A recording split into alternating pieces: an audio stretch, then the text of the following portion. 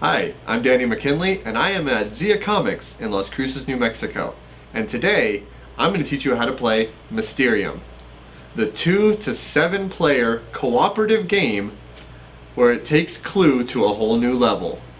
So let me show you how this is played, and you'll see for yourself. So in Mysterium, one player will start off being the ghost. They will sit behind this screen, and they will get a certain number of cards that are the same as the cards that lay out in front of all the players. Some of them will be assigned to each of the players, and that will be the first round. The player behind the screen is the ghost. They are the person who was murdered by one of these suspects in one of these locations and with one of these items. Sounds a little familiar, I'm sure, so the background of this game is perfectly understandable as you're playing it. However, all the players are playing in a séance. And what that means is that they will be getting a number of vision cards from the ghost, who is not allowed to talk throughout the game, and they will be trying to hint at different players as to who their individual suspects are. They do so by handing them these visions. These are surrealist images, and the art on this game is just absolutely amazing. For example, I might be handed this card. Since there's a lot of grass, I might see it as, oh, well, maybe it's the gardener here. Since I believe he's a gardener, since there's a flower in the picture, maybe that's what the ghost is trying to allude to me.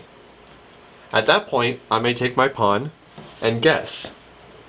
The player who is acting as the ghost is no longer allowed to respond other than through these cards. They cannot show any facial expressions, and that's why they have the screen. After all of the players have received their visions, the timer starts.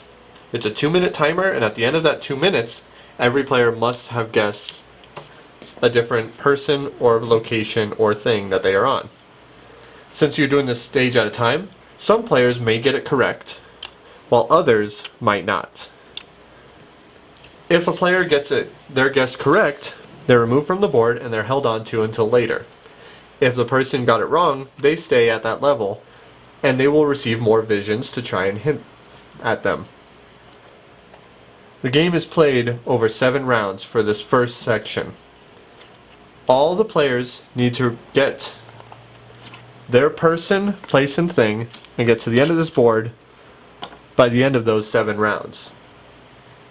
If players succeed in doing this, then they go on to the second part of the game, where the player acting as a ghost picks one person, place, and thing assigned to the players, and will give out 3 more vision cards for them to discuss.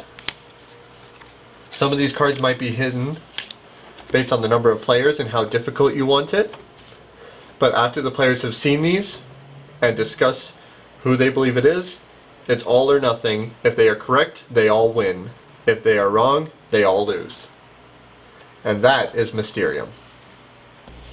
So as you can see, this game is easy to pick up. While it looks mysterious at first, that's kind of the idea. But if you'd like to see it in live action, which I sincerely hope you do, come by Zia Comics in Las Cruces, New Mexico. This game almost can't be described, but the conversations you'll have after will last for years.